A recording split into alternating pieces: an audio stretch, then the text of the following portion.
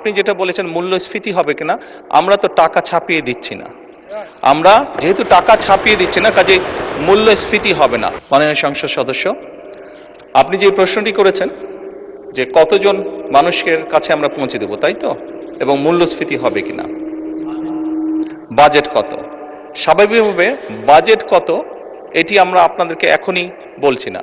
অর্থাৎ আমরা পর্যায়ক্রমিকভাবে জিনিসগুলোকে সামনে এগিয়ে নিয়ে যাব। আমাদের এক একটি কৃষক কার্ড এবং এক একটি ফ্যামিলি কার্ডে আমরা রেখেছি কৃষক কার্ড যারা পাবেন সেই সকল কৃষক 2,500 টাকা পাবেন বছরে, এবং ফ্যামিলি কার্ডে যারা পাবেন তারা সে সকল নারী প্রতি মাসে 2,500 টাকা পাবেন। আমরা যেহেতু প্রতি মাসে এটিকে এক্সটেন্ড করতে থাকবো, অর্থাৎ অধিক সংখ্যক নারী কৃষক কার্ড পাবেন, অধিক সংখ্যক কৃষক কার্ড পাবেন। একবারে সবাইকে দিচ্ছে না, পৃথিবীর কোনো দেশের পক্ষে একবারে সেটি সম্ভব না করা।